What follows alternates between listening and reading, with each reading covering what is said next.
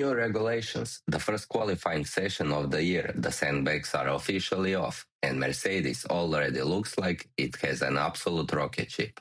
George Russell on pole, Kimi Antonelli alongside him, Max Verstappen in the wall, and suddenly the whole pecking order feels wide open. This is why the first quali of a new era is so important.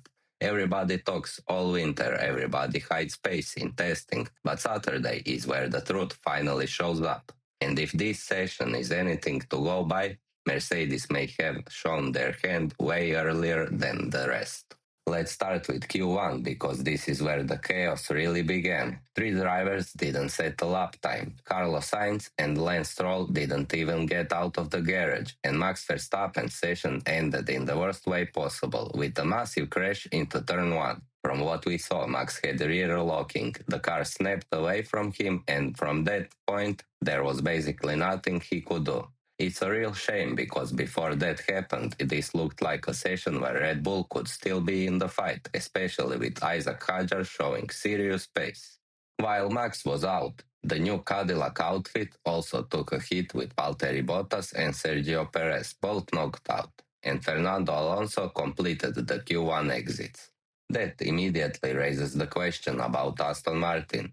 They already look like they've had real problems, and if the reliability worries floating around the paddock turn out to be true, Sunday could get very ugly for them. Right now, even getting to the flag feels like something they may have to fight for.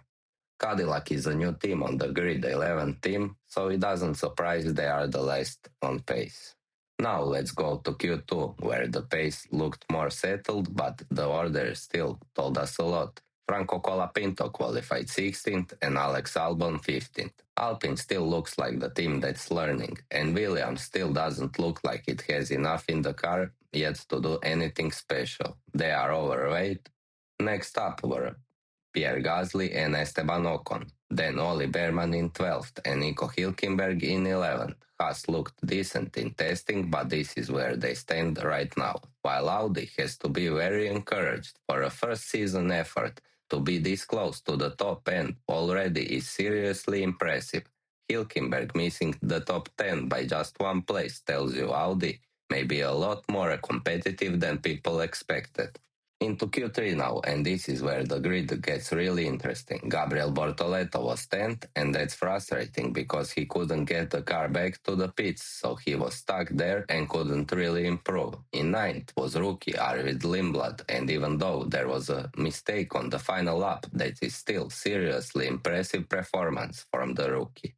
In 8th, we had Liam Lawson, and fair play to him because he managed to outqualify Lindblad after looking slower for most of the weekend. He got the upper hand when it mattered, and that's where the experience shows.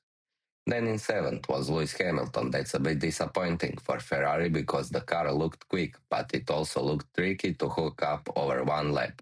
The positive for Ferrari is that Lewis already seems much more comfortable in this package, so if they develop well, they could still get into the title conversation.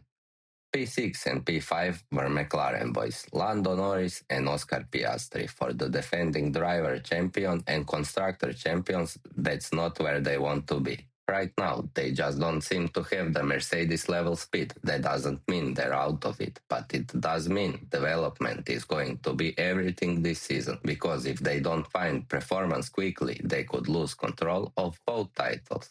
P4 was Charles Leclerc, and that gives Ferrari a real chance to attack from the second row if he nails the start. And P3 was Isack Hadjar, which is honestly one of the standout stories of the whole session. That is massive result, best of the rest, calm under pressure, and huge way to start what could be a breakout second season. The big question now is whether he can keep producing this level once the car is fully shaped around Verstappen again. And then we get to the front row, and this is where the message of the session becomes crystal clear. Kimi Antonelli in second, George Russell on pole, and Mercedes are proving to be just as fast as everyone thought.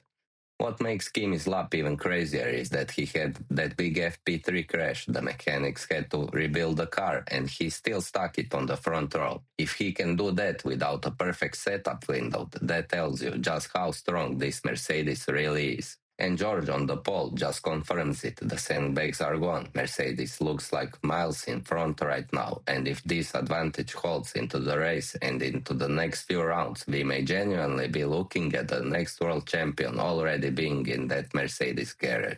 Maybe it's George, maybe it's Kimi, but after one qualifying session, Mercedes looks like the team everyone else is chasing. So there you have it, from the back of the grid all the way to pole position. The first qualifying session of new era gave us crashes, surprises, rookies stepping up, Ferrari and McLaren with work to do, and Mercedes laying down a huge marker.